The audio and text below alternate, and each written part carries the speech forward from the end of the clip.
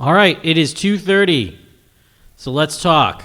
So we're going to be talking about classical and jazz production with ReaClassical, right? I'm not sponsored by ReaClassical because ReaClassical is free. They don't need to sponsor anybody because everybody uses it because they're free. It's free. All right, at least it's free for now. I did see that Sound on Sound, which is one of these more famous magazines from Britain, reviewed it, and now all of a sudden, like as I was telling some people here earlier, they updated to ReaClassical 26 last night, or at least that's when I found it, and my whole system updated, and so I may have to reference the manual because they changed everything. And I was like, seriously? Are we really having this happen right now?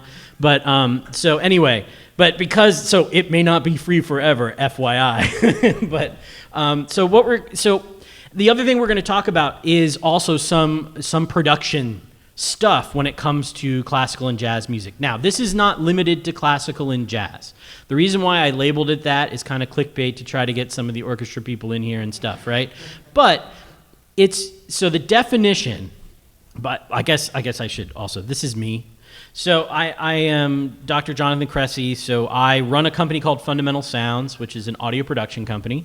By the way, you can reach me at any of those things. I think the 1867 thing is a YouTube channel, which is got mostly stuff from my artists, because I'm also a record label.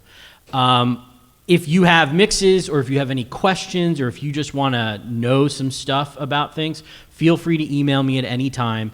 And I may not get back to you right away, but I will get back to you. I promise, Adam, I will get back to you.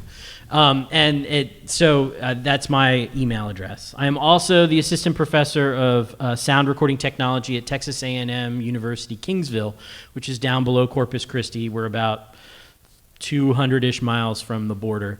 And again, this is what I do. I grew up in classical music. I'm a classically trained trumpet player. I played in symphony orchestras for 15 years, and I teach audio, and this is what I do. So what I wanted to talk about first, and I didn't make a slide about this, but when I say classical and jazz music, I am referring to music that is not locked to a grid. And what that means is when we're talking about music that is locked to a grid, that is music that involves, like most pop music is locked to a grid. So we'll see this when we look at Reaper, but there are, like if you go into Pro Tools or Logic or whatever, you're going to have a musical grid that gives you all your bars and beats. And if you're working in MIDI or synthesized music, usually people quantize, or they basically lock everything to those bars and beats so it can never be out of time. Okay, and most pop music does this, right? FYI, if you listen to a lot of, I just did an EP for a mathcore band. I had never heard of that genre before, but all of those drums were locked to a click. I mean, we recorded the drums, but then we replaced them with samples, and they were quantized. And that's not something that I would have liked to do. However, that is what the style demands. Okay. So music that is locked to a grid or locked to musical grid, that can be more easily and more efficiently edited in the manner in which most DAWs do that, which is usually with what are called take lanes or playlists and things like that. Every DAW does that, because what you're doing is you're playing something and you're like, okay, I want to fix measure 2. So you can literally type in measure 2. It goes right there and it'll start 2 measures beforehand and record over it. And you can keep doing that, and then you can pick the best take and do it that way. It's very streamlined for that. The problem is that with classical and jazz music, generally we don't lock to anything, right? Yes, they use a metronome, in the sense that the conductor will listen to the tempo before he starts, and then he'll go, all right, 3, 4, and everybody plays, which means measure 2 might not be in the same spot every time you do a take. So you cannot, you can edit, but it is horribly inefficient to edit the normal way you would edit something. Okay, yes? Mm-hmm. No, they're tempo drift all the time, right? Absolutely all the time. In fact, one of the tunes that I was playing via Apple Music that I really like. The tempo drifted so much that the last run through the head is almost twice as fast. But you don't notice it, and like until I was listening to it, and I was like, all right, the conductor was like, he goes, is the end faster? And I'm like, oh yes, it is so much faster than. He's like, can you fix that? And I'm like, no, I cannot. No. So again, modern DAWs are optimized for grid-based music. Because that is a lot of what we do. And as a recording engineer for classical and jazz musicians, this is awful. I mean, it takes forever to edit things because everything is spread out and nothing is easy to get at, right? And because we may have, like, I guess the last album I did, every movement had over 90 takes of different pieces of the pie, because that's just what you do. I mean, you do it until it's right. So for us, we use something that is, we like to use something that is called source destination editing. How many of you have ever edited video? All right, then you already know what source destination editing is, right? You've got a bucket of clips, and you've got a timeline, and you're like, I want this clip on this timeline. And then if you're like, I want to put a clip like right there between two other clips, or maybe covering over something, you can do that. That is source destination editing. So video editing already does this. And it's super efficient for things that are not locked to any kind of grid, right? Because now I can go find measure 2 and just put it where the old measure 2 was. And then what'll happen, and we'll see this during the example, right, is that everything will scoot, so it'll all stay in time, right? So it's something that is super efficient. And this is called, and sometimes people call this 3 and 4 point editing, okay? Let me just tell you what that means. 3 point editing means we have source takes and we have a destination take. A 3 point edit is you make an in point at the source, an out point, so where you want the source to start and end, and then you put an in point on the destination, and then it just sticks it there. That is called a 3 point edit. So for instance, I would use a 3 point edit if I was doing the end of something, most likely, right? Like if I wanted to just change the last note of a tune.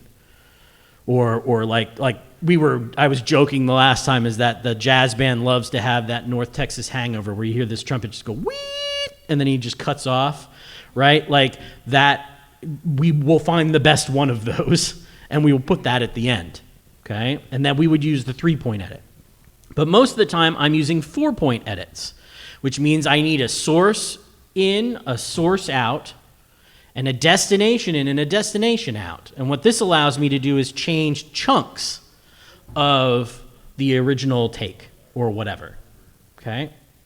Now the thing about this is super, super efficient. And because classical music is always hoity-toity and we always have to have our noses in the air, there were only 3 programs that I know of that would do it. One of them is called Sequoia. It is incredibly expensive and it only runs on Windows machines. So everybody who loves Windows, congratulations, you can buy Sequoia and use it. But most of the recording industry runs off of Macintosh computers, and so you couldn't use it. Macintosh had one. It had the original source destination editor called Sonic Solutions. It was invented, or it started being used, at least I started using it in 1996, and it has not changed since 1996. Okay, it looks exactly like it did on my old Mac. Like I used to do this at school where I'd have like the Mac Classic, and you'd have one Mac Classic over here, and it had to be networked to another one, and there's your source and your destination. You were constantly flipping back and forth. It hasn't really changed, and it's super buggy, and again, super expensive. And then finally, there's one called PeerMix, which is a very fancy program, and again, super expensive. So you were kind of stuck if you were a classical editor, because unless you were working for Sony Classical or one of the big labels, you don't have the money to do this. So you would have to just figure it out as you went along. Then came about the predecessor to what we're going to talk about, and I really feel the need to say it because the guy put a lot of work into this. So Kohler Classical is the first 3 and 4-point editor that was readily available for Reaper. It is still available, and frankly, it is probably a little better than ReaClassical, but it is also $250. Okay, so I own it. So that's my. In fact, if you go to his website and you scroll down, there's an album called Brasiliana, which is an album that I did with ReaClassical. Okay. So you can actually look at it. 100% is there. Jonathan Kohler is a nice guy. He's a clarinet player. So there you go if you like clarinet players. And I don't know whether he coded all of this or whether he has a staff that codes it. But again, the best part about Kohler Classical, not to take anything away from ReaClassical, is that it's highly documented, and if you have any trouble whatsoever at all at any point in time, day or night, you email him and he will video chat with you. Like I was doing a thing on Kohler Classical, I think for TMEA, so that's the Texas Music Educators Association. I think that's what it was. I was in my hotel room and he couldn't get it to work on my thing, and he like videoed in just so he could get it to work. So it's good. So that's the predecessor. What we have now is ReaClassical. I'll show you that in a minute. ReaClassical is the free version of that. And I don't know how Jonathan feels about that. So, because it is a lot like his, like a lot like it. So I don't know. Now I talked about this before everybody got here. I struggled with trying to figure out, should I talk about the production technique or how we do stuff? Because I don't know what happens first. So let's see what I decided. Let's see. So here's my disclaimer I've been giving all week. This is a way to do it. This is not the way, okay? I don't claim to be the end-all, be-all knowledge person on this. But what I've decided to do is show you the typical production of a classical or jazz thing, and then show you how that then fits into how we will edit it. I have one example of a jazz band that I just recorded, and frankly, the person who edited it, so shout out Donald. Donald Wood is one of my students. He did the initial edit. So we're opening up his project, and we're going to tweak some stuff. And then what we'll do if we have some time is I couldn't get any of my classical artists to agree to let me show you all of their edits. So we have a voiceover that we can assemble using using ReaClassical, okay? So first, this is sort of our production thing. When we produce classical music or jazz or any of that, you want to use as few mics as you possibly can, right? Typically an orchestra, like if I record an orchestra, we're talking maybe max 6 microphones. Max, like maybe 8 if I really need it, like if there's a harp or if there's like a piano or something. Right, because you always have to mic the harp because you can't hear the harp, and I don't know why they even have it there, but it's there, and you know, it's like if you have to mic it for the recording, no one can hear it in the audience, so you need to rethink some things. But anyway, so typically I will use no more than 8. Now, a modern orchestral recording out there, you see videos, they will have 120 microphones on everybody. Generally, I shy away from that. One, because I don't want to cart that kind of gear around. Like, I just want 8 channels, but generally I find the more microphones, the more problems you have. But again, you need to use as many as needed. So in the jazz band that you're going to look at, we used 40, okay, because we had to have 1 on every instrument. We had to have 4 on the drums. We had to have 2 on the bass. We had to have 2 in the mic, in the piano. I mean, it wasn't 40. Maybe it was like 26 or something. But that's a lot. It was a lot of microphones. So there are times when you need that. Okay, what we're going to do is you're going to produce your recording with the editing in mind, right? So what you're going to do is you're going to consult your engineer, if you have one, and you're going to say, hey, like, I have this piece, and I have determined that these are the parts that are probably going to suck, right, or going to be the most sucky. And what we're going to do is we're going to define where we're going to edit first. Because what that does is it allows you to actually do takes in a manner that makes sense. Okay? Instead of reacting, you're planning ahead. And this will also help your editing. So the workflow is this. So we're in the studio or we're in the concert hall. Because remember, if we're doing this in the concert hall, right, this is costing the orchestra money because they have to pay to be in the concert hall usually, right? And so time is money. We gotta do this and we gotta do it right. So assuming that the orchestra is practiced and everything is good in that sense, we do a workflow of a run-through. I always want to do at least 2 run-throughs in the beginning. Which means, now I'm not saying if this is a symphony that you do the whole symphony, okay? And if this is a jazz band piece, you got to be careful because, instrumentalists like trumpet players have a shelf life, right? You can only do so many takes before they stop working. So you need to be super careful about that. But generally, I want an entire run through, and I want 2 of them. And the reason why I want 2 of them is the first one will always be bad because everybody is trying to figure out where they are. They're trying to hear the space. They're trying to figure it out. So you do one all the way through, and you tell everybody, do not stop. You just go, no matter what happens, even if it unless it completely falls apart, you go. And then we do it one more time all the way through. So if this were a symphony, it would be movements, right? You'd pull movements. If it was a solo piece, again, movements. So it's the smaller chunks. You're not doing the whole concerto. You'll just do each individual movement. Then what you do is you give your instrumentalists a break, right, 5-10 minutes, and you bring the conductor and the producer, and they sit down with headphones, right? Headphones are key. I didn't write that. I should have. Headphones are key. You sit down with headphones, and you listen to the best run-through, which is usually the second one. You listen to it. And with a score, you sit and you take notes.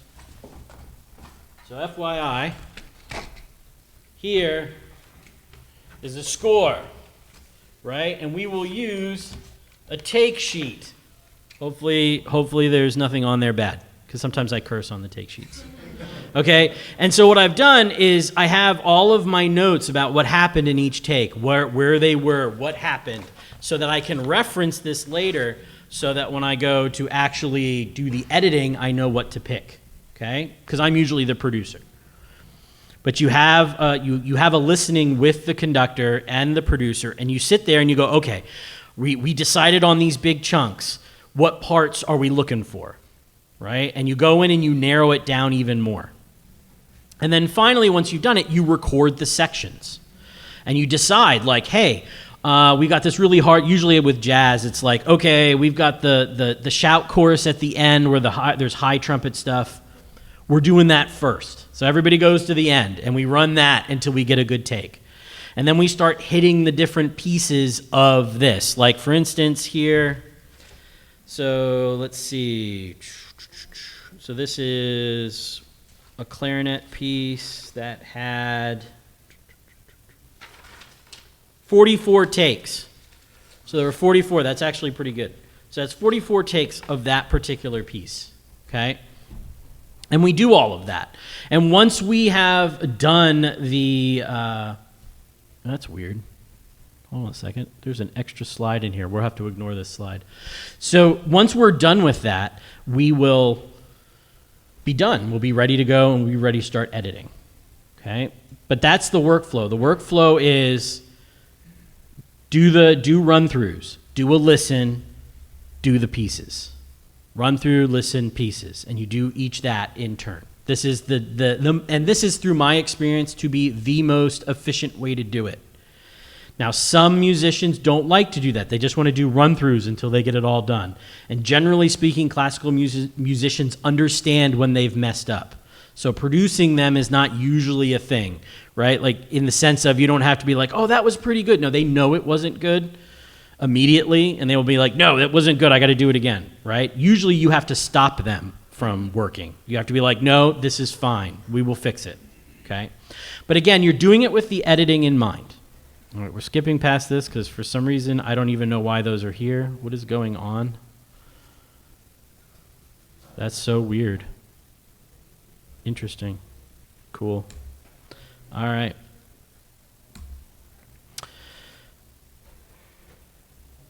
Excellent. All right. You also need a take sheet. You need a take sheet no matter what. If you're working with people doing podcasting and stuff, or if you're doing voiceover work, you need a take sheet. You You need something that basically says, you can see here with the take sheet, I name the artist, the engineer, the producer, all the metadata that I'll have to put in later on. But you have the take number, what you did, and then you have FS, NG, GT, and BT. Okay, those are mine. I didn't make them up, but that's what I use. I don't know if everybody does it. FS stands for false start. That means somebody started and immediately stopped. Okay? One of the famous ones is, God bless her soul, was a bassoonist that I was working with, and she started to play, and she go, wait, there's a fuzzy in my mouth. And I have that, and every time I give that to a student to edit, they laugh, because what does that mean, right? But that's a false start. Then you'll have a take that's absolutely awful. That's a no good. NG, no good, okay? Then you have the, okay, yeah, they made it through, it's fine, GT. Lots of things are good takes. But you may get one where you're like, oh my God, that's it. That's the best take, right? And so I try to do takes until I get a best take, but sometimes it's just, well, we'll figure it out at the end. And then the other thing is, I really, really, really think everybody who does this should have a producer. Okay, now this doesn't mean you have to pay a producer like, points on your record or whatever. Get somebody you trust to sit there with you. Because if you're trying to, if you're an engineer and you're trying to record and pay attention to the recording and you're trying to pay attention to the quality of what happened, you can get distracted, right? So get another person, somebody you trust to sit there. You'll listen and you'll take notes, but they will also listen and take notes. Generally, this in my field, like what I do a lot now, generally it's one of the students from if it's the clarinet professor, it'll be one of her students. Or the jazz band, the last jazz band thing we did, the one you're listening to, the pianist, because this is what you do, right? Right before a session is you ride a scooter and then you fall off the scooter and break your wrist. That's what you do. When you the day before you have a session to do your album. And so he showed up in a cast, and we were like, okay, well, you're the producer now. He thought he was going to go home, and it's like, nope, now you're here with me, and you're sitting back there, and you'll be here for 8 hours just sitting there listening to stuff. All right, now we have our tools, and we're almost ready to start looking at stuff. So the first thing that you're going to need to use ReaClassical is you have to get Reaper. Reaper is not free, okay? But, it sort of is free. But I have officially said that it is not free. It is only $60 if you're a student. Just don't go to McDonald's for a couple days and buy it, okay? You will see that all of my Reaper sessions it says that it's registered, so I bought it. I bought the business license, so there you go. It stands for Rapid Environment for Audio Production, Engineering, and Recording. That's why it's called Reaper. What makes Reaper really cool is that it is cross-platform. Okay, it was invented by the guy who invented Winamp. If anybody knows what Winamp is, it was the very first MP3 player back in the day. So it's cross-platform, so it works on everything, including Linux. In fact, one of my students actually edited one of his projects in ReaClassical in Linux, because of course he did, right? And then, shout out Alec, there you go. Let's see, you can put effects anywhere. Effects in Reaper are your plugins. You can put them anywhere. You can put them on the actual item. You can put them in the track. You can put them actually on the master fader, or you can even do what's called monitor effects, which means you put them in a track that doesn't go to your output. It only goes to your headphones or your speakers. So you can put stuff everywhere. It's super flexible. And even other projects can be items, which means you could have a project that has other projects in it. And then when you double click on that item, it opens the project. You could have multiple edited. So basically what you could do is you could do a symphony, right? Has 3 movements, and you could be building the symphony out to master it. But when you double click on each movement, it opens up another edit window. So you could go in and you could be like, oh, I need to fix this edit. And you go back and fix it, and then it puts it back into your project. And it keeps doing that. It's very efficient. And it can be customized. And that's why we have this. Okay, so ReaClassical is a skin, and it is a group of scripts that exist in Reaper. So you must have Reaper in order to use ReaClassical. Now, some of the slides I'm going to show you next is kind of how to install ReaClassical. I'm just going to breeze through them because it's not super interesting. But you can do it two ways, right? You can download Reaper, install it, and then you can download then you can go and you can install ReaClassical one at a time, like all of the different scripts and all of the stuff. Or you can go to their GitHub page. Right, is that showing up there? And I know it's small. I just took a picture of the GitHub page. And you can put in that code if you trust that code. Like I 100% don't know if you because you're supposed to type it in terminal and it just does it. So like that could be super scary for people. I did it and I don't have any viruses, at least none that I know of. But you type it into your terminal program and it basically downloads Reaper, the latest version of Reaper, and then it downloads all of the scripts and it installs it all at once. And so it's very, very easy to do. The other thing about Reaper that I didn't say, but is what this is encompassed, is Reaper, you can have multiple versions of Reaper on your computer at the same time. Reaper has something called a portable install. All right? And what that means is, like, for me, I have, in fact, let me show you. Oh, let me do this. I always forget to do this. Change entire screen. You can see my screen now, right? Yep. Cool. All right, so if I go here to my applications folder, all right, here's all my applications. You will see Reaper here. Okay, Reaper. That's normal Reaper. So that's just Reaper. If I just wanted to do something like master a tune or do something, I do it in Reaper. Okay? Then I have ReaClassical 25, and I have ReaClassical 26. And if I scroll all the way up here, I have ColorClassical. And if you'll notice that all of these things have Reaper in them. So they're all Reaper installations. Every single one.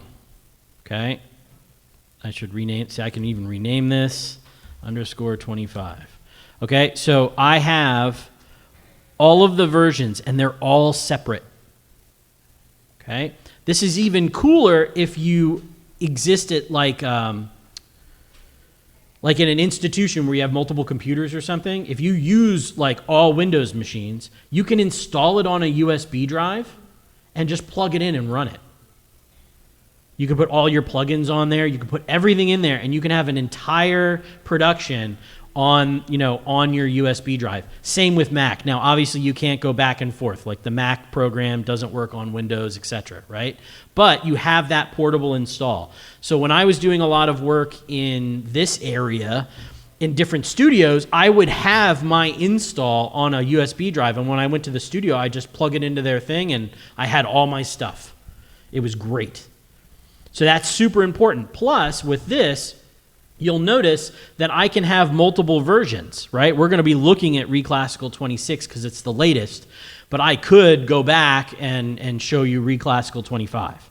I'm not, because why would you install 25? That doesn't make any sense. But and I also didn't want to do it and then everybody go, hey, wait a minute, but there's 26. Like, it's all wrong. So that's why we updated.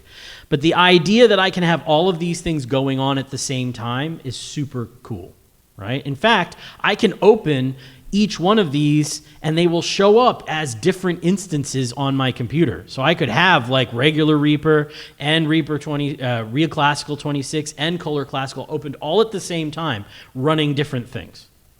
So Reaper is really, really powerful for that. Let's see. What else do we have here? Yep. All right. Well, I just told you about the portable installs. So now we have a half an hour. Hey, I did this on purpose. So now we can actually do something.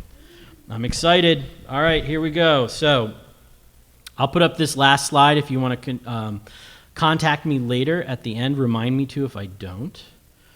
All right, so let's open Reaper. Well, no, this is going to be, first let me turn this off. It is off, good. All right, let's quit music just in case. And here is Reaper, okay? One thing, just in case, if you are, that's weird, why did it do that? Let me try that again. If you're in the new Mac operating system, I don't know how many of you have Macs or whatever, don't put things in full screen mode. At least don't put audio things in full screen mode. Because when you do that, it like things mess up. So just don't do it. Because I was about to do it and you don't want to do it. All right, so the other cool thing that you're seeing here is in Reaper, we can have multiple projects opened at the same time. Hey, look, they're on different tabs. So my unsaved tab is the tab of the thing that we're going to do together, because I haven't made it yet, because I wanted to actually do the whole thing with you. And then this is the one we're going to look at called Quiet Riot. All right, so here's Quiet Riot. And this, what you're going to see here, let me sort of zoom out. These are all the basic edits that we've done so far, right? Donald did these for me. This here is our destination. You can tell it's a destination track because it says D. Now, it says bass bridge. And this is a jazz band. So he did it alphabetically. So not score. He just was like alphabetically. So bass bridge was first because it begins with B. All right? And it's weird because that's what it's there. But actually, this is... Oop, I don't want to do that. Let's do this. These are all of the microphones that we used.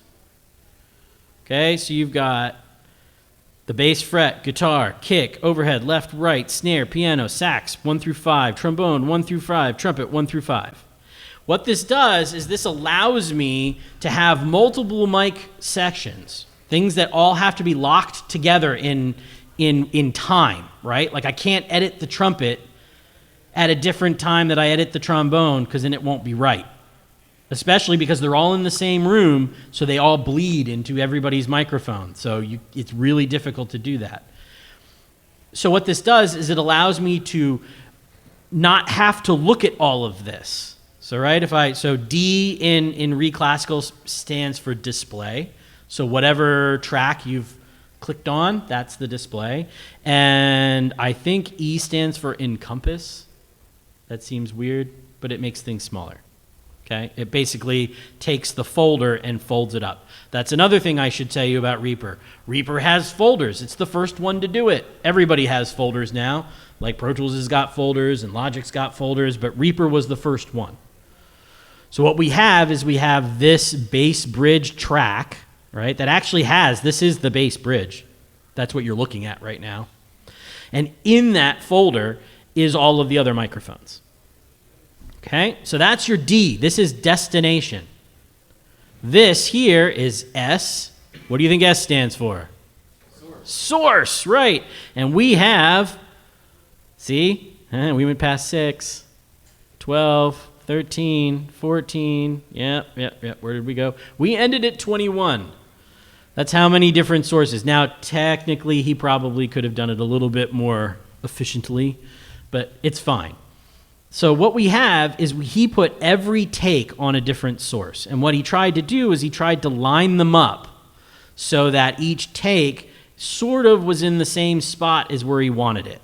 Okay, so like for instance, here, when we look at this, let's see.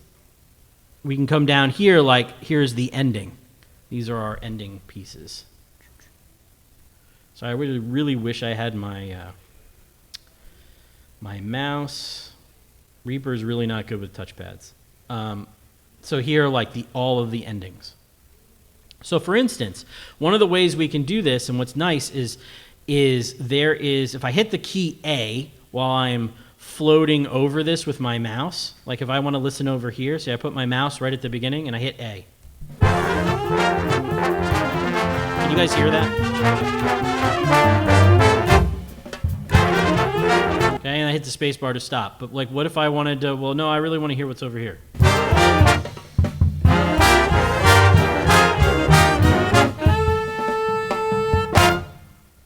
That was really out of tune. Okay, and then when we come over here. Oh, trombones, seriously? Please tell me we have a take.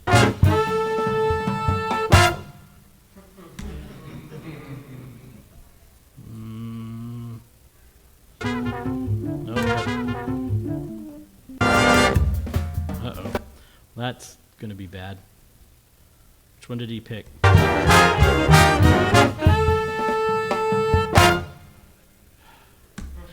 All right, well, all right.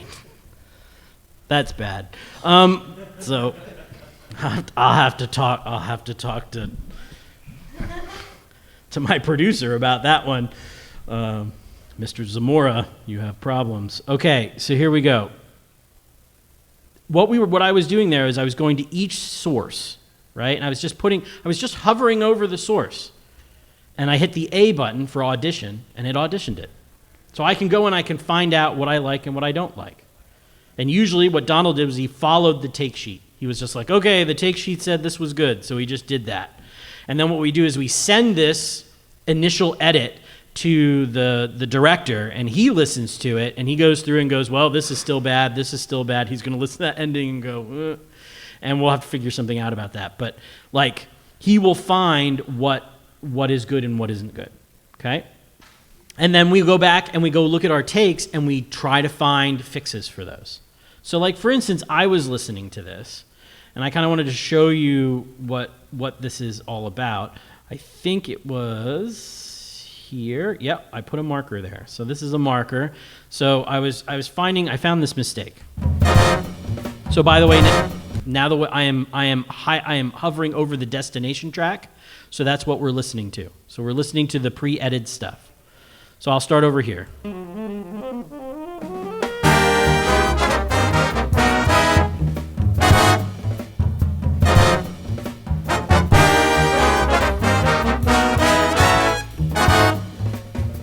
you hear that? Yeah? Just for good measure. Okay, so that trumpet really overshot it, right? So let's figure out how to fix this, because that's what we're looking at. So I'm going to make this a little bigger so I can see it, and I'm going to zoom in, and I'm just going to listen.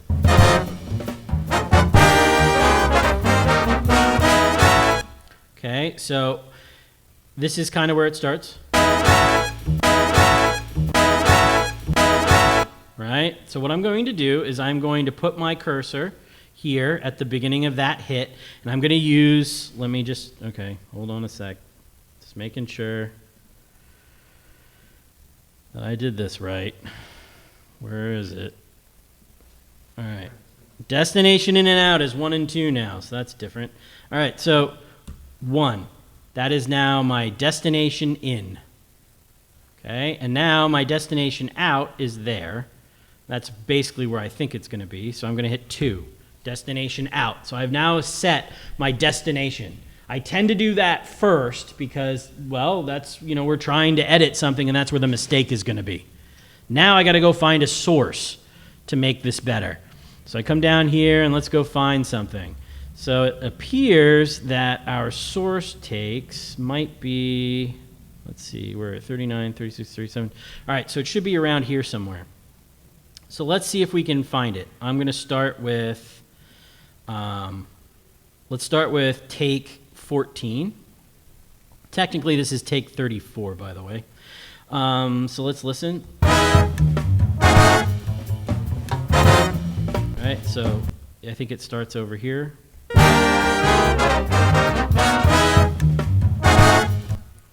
Maybe. See, notice how we're not in the same spot, right?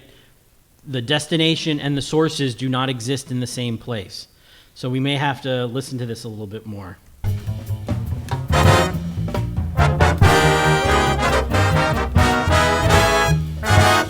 Okay, so that sounds like that's what it is. All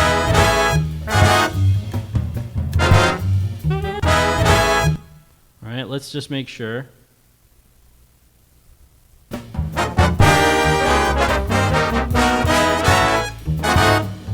Yep, so that's the right spot. So that one was better, right? I mean, it wasn't great, but it wasn't awful.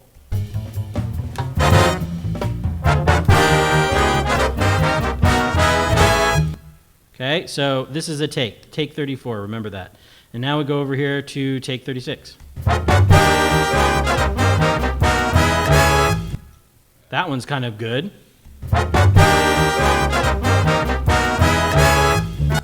Okay, I kind of like that.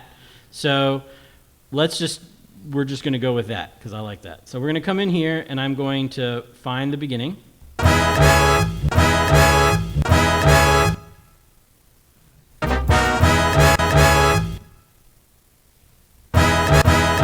Okay, and then I'm going to use 3. That's my source in. And then I go and I find the ending of this. So I think we're doing it here. I'm going to zoom in a little bit. Notice how I can zoom in and get it right where I want it, and I put my source out. Okay, and then I believe, if I am correct, the way it used to be was 5.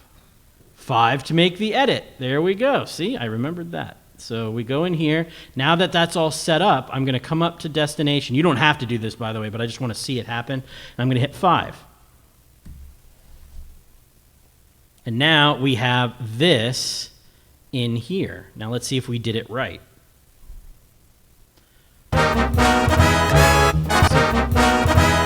So I didn't do it right. Okay, so I'm going to hit undo. Go back, right? And that's because where we had it set up here, we have to make sure the same sounds down there. So maybe what we'll do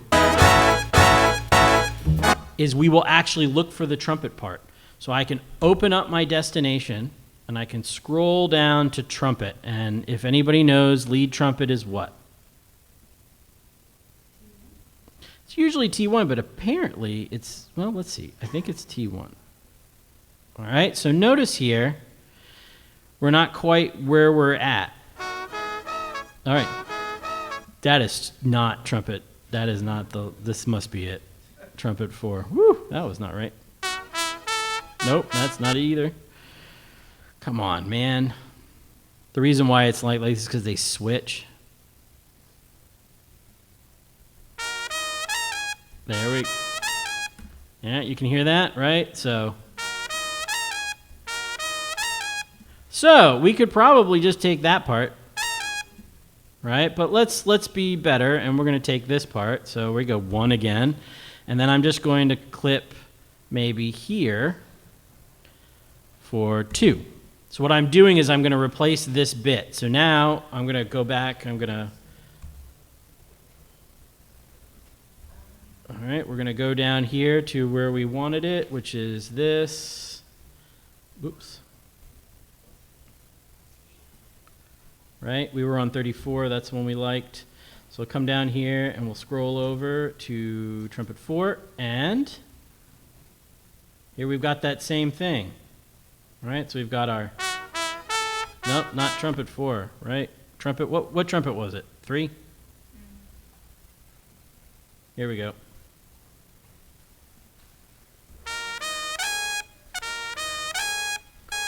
All right, so we're gonna leave that there, and then we'll come over here, and I'm going to put my out point. I thought I did. There we go. Oh, are we not on this one? Oops. Wasn't 34, it was 35. Or sorry, 36. That was it. I was wondering why that was going on. All right, let's go to 30. Here we go. 30, D, G, G, G, D. All right, trumpet 3, right? All right, here we go. Okay, so I'm going to put my marker here, 3, and then I'm going to put my marker here, 4, and then I'm going to hit 5. And now we've got this up here. Now let's hear whether this made any sense. Hopefully it did.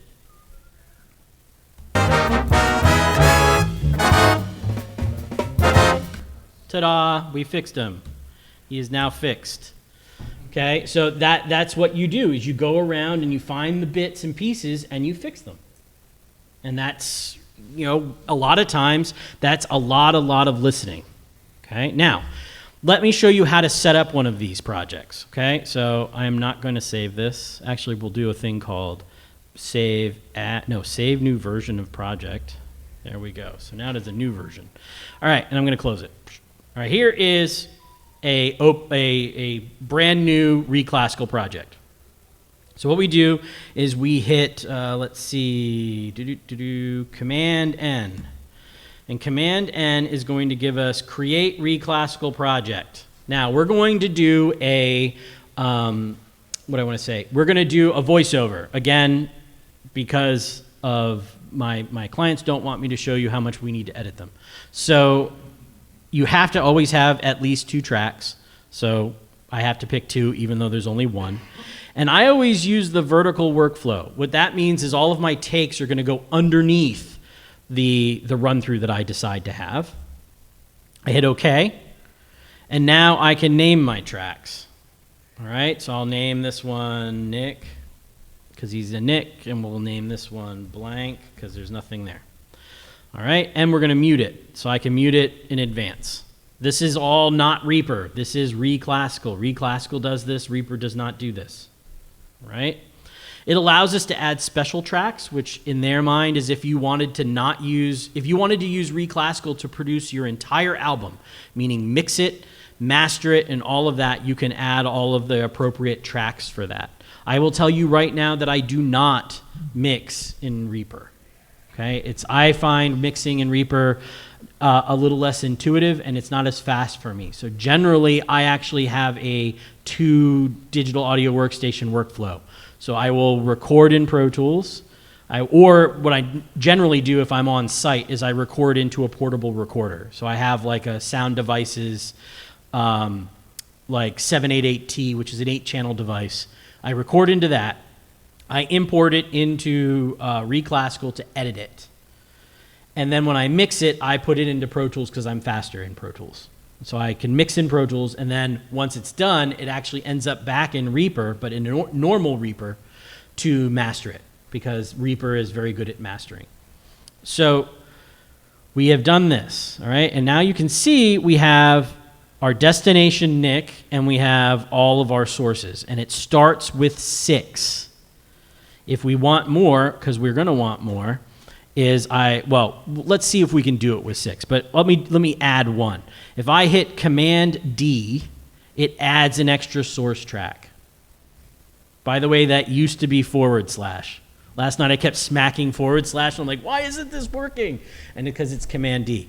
So what I did is I just added another source bucket so I can put a take there. Right? Then, this is something I'm going to tell you. For now, let me come up here to ReaClassical, Project Setup. Do not use Smart Import Audio. I tried it last night. It's no bueno, okay? They're working on it. It'll be better. It should be better like before anybody sees this on YouTube, so I won't complain, okay? But Kohler Classical does that much better. Like basically you name your files a very particular thing, you hit a button, and all of it assembles. And it's like immediately in the thing, and there's no dragging and dropping. So we're going to stick to drag and drop. So I'm going to bring up my Finder, and I'm going to go to Desktop, and I'm going to go to Nick Park Files. And here we have all of our stuff. So what I'm going to do, unfortunately, you have to do this one at a time, is I'm just going to grab it and drop it in. So I'm going to, actually no, sorry. We're in Reaper. The very first thing you always do in Reaper is you go to Save Project. And then you find a place to put it, and we label it. So we'll label it this, MAGFest, cool, excellent. And you check, copy all media into project directory. You have to do this. Otherwise, your audio will stay wherever it was, and when you move the project, the audio will not go with it. Okay? So we always have to save first. So we save it, and then now we drag and drop. Dragging and dropping. So here's take 1. I'm going to put take 1 there. Okay? And then we just notice how I can't multi-drag stuff in, and that's because it won't put them in the right spot. So I'm just going to do it one at a time. And if we wanted to be a little bit better with this, right, is we could put the one that was the run-through in, and then align everything else up. Like this one, that doesn't look like that's even a take. So we'll just leave it there for now. What was that, take 6? So we have take 7. Oh, we need more. So we're going to come over here, and we're going to do Command D. All right, so we're at 10, and we're at 11 and 12. Right, there's 12 takes. All right, here we go. Back to dragging and dropping. All right, so we have 9. I forgot 8. And then we have 10. So as you can see, a lot of these are run-throughs. 11, and then finally 12. All right, here we go. So we have a ton of run-throughs here. We don't need all of these, but this is what we've got. Now what we're going to do is we're going to first determine like what's the one that we like the best. So let's just go straight to the last take because that generally is what's the best. And I'm going to just hit A. Kids hate the word no. As in, no, you can't stay up late. No, you can't have more ice cream. No, you may not paint the cat. No, no, no. Well, isn't it time for a yes? We think so. Six Flags of America, the U.S.'s #1 family theme park. Yes! Okay, so I'm just going to make an executive decision, and I'm actually going to take this and I'm going to drag this up to the destination. So this is how I would generally do it, right? I would place the one that I want, that I like the most. This is the run through that I like the most. And now I'll think about, okay, well, what parts don't I like? Well, right here, when he says, let's see, I think it's here. No, no, no. Well, isn't it time for a yes? So isn't it time for a yes? I like the one where he goes, isn't it time for a yes? Like, I like it faster than that. So I come over here and we'll find it. No, you can't have. You may not pet the cat. Okay, so this is a bunch of petting the cat's part. No, you may not paint the cat. No, no. Well, isn't it time for yes? Ooh, well, we'll use that one. That one's a little weird. All right, so again, I'm finding my 3 and 4, which is my source. I come up here and I find the place where it is over here. Well, isn't it time for a yes? And then I will do this one. Now, what I'm going to actually do is, this is what I would typically do. Notice how this is further apart than I did over here? That was my mistake. We want to preserve the timing. So you always want to go to the next thing that happens, especially in voiceover, because you want to make sure that you're not affecting the timing too much, right? Because what will happen is when I hit 5, now notice how it got shorter. Like the whole thing got shorter. I'll do it again, right? So we're like this, and then I hit 5, and it goes boop, and that's because we've now changed this bit. So if I come over here, well, isn't it time for yes? We think so. Six Flags of America. Right? So if I hadn't have done it all the way to that other one, we would have had to guess where that next piece was going to go. And that would be hard. Yes? Does it time stretch the piece that you're moving, or does it just move the piece that comes after it? It's just move it. So this program can do either. All right? So right now we are doing what is called ripple editing.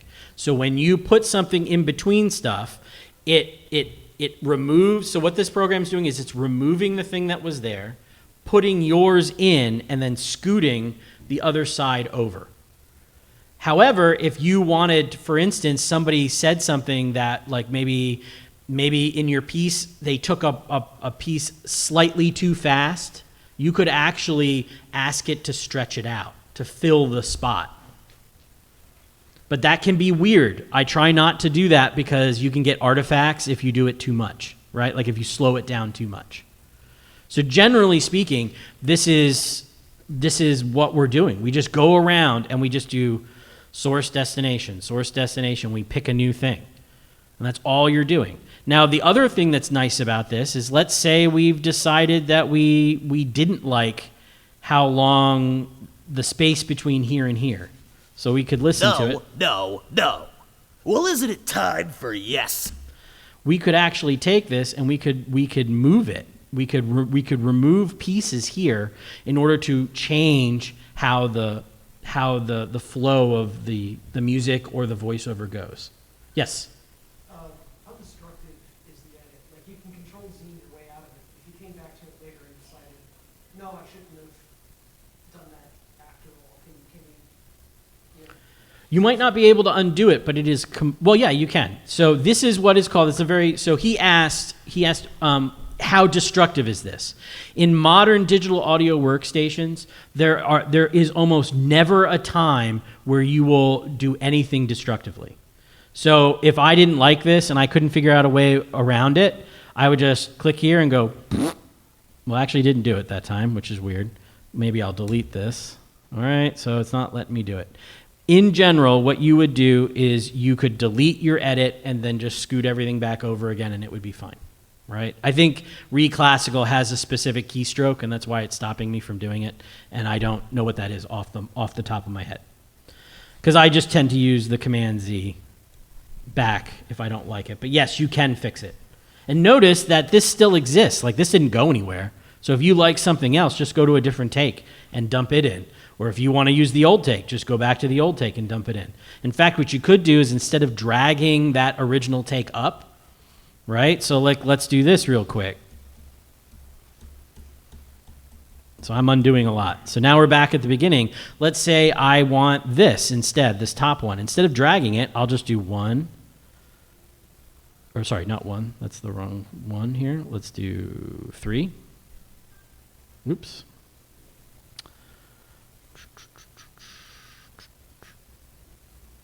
Hold on 1 second. All right.